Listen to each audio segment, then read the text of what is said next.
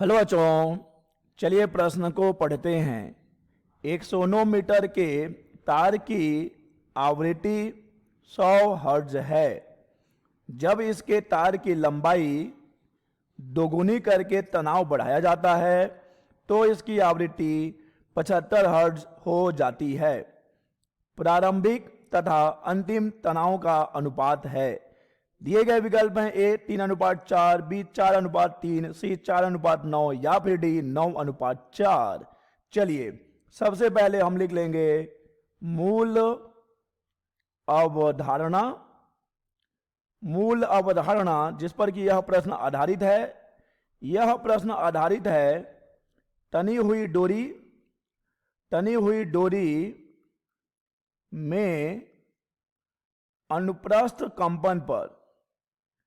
तनी हुई डोरी में अनुप्रस्थ कंपन।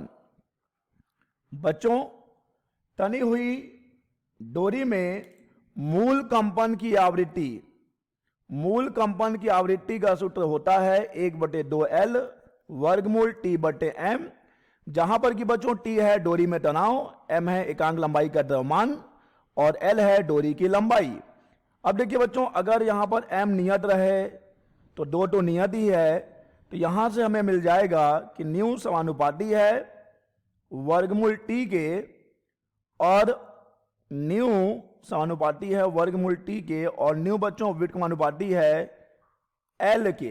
तो दोनों को हम मिलाकर लिख सकते हैं कि न्यू समानुपाती है वर्गमूल T और व्युत्क्रमानुपाती है क्षमा कीजिएगा L के, जहां पर L है डोरी की लंबाई। तो चलिए बच्चों, हम इसी अवधारणा की सहायता से दिए गए प्रश्न को हल करेंगे और देखेंगे कि इनमें से कौन सा विकल्प सही है। बच्चों, प्रश्न में कहा गया है कि पहले आवृत्ति कितनी है। पहले आवृत्ति है यानी न्यूमन का मान है 100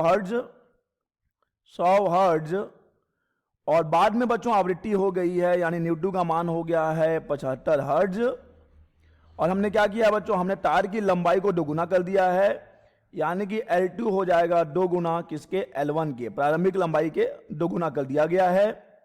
तो हमें बताना है कि प्रारंभिक और अंतिम तनाव में क्या अनुपात होगा, यानी कि T1/T2 का मान हमें ज्ञात करना है। तो चलिए बच्चों, सूत्र है जो यहां पर हमने प्राप्त किया है कि न्यू समानुपाती है वर्गमूल T/L के।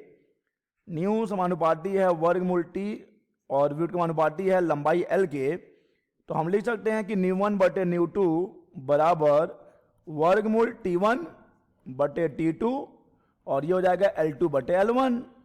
ठीक है बच्चों, क्योंकि ये व्युत्क्रमानुपाती है तो L2 ऊपर आ जाएगा और L1 नीचे आ जाएगा। तो चलिए मान रख देते हैं, न्यू1 का मान तो 100 है, न्यू2 का मान 75 हर्ट्ज है, T1/T2 इसी का तो अनुपात हमें ज्ञात करना है। L2 बच्चों क्या है, L2 है 2L1 और ये L1, तो L1 और L1 कट जाएगा और यहां से बच्चों देखिए इसे हम काट सकते हैं 25 से, तो 25 तिया और 25 चौक और ये 2 एक कम और 2 दूनी 4 भी हो जाएगा। तो हमें मिलेगा 2/3 वर्गमूल T1/T2।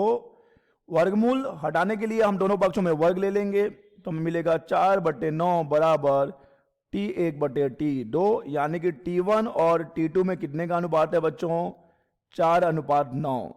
अतः सही विकल्प हो जाएगा सी 4:9। आशा करते हैं बच्चों आपको यह प्रश्न समझ आया होगा।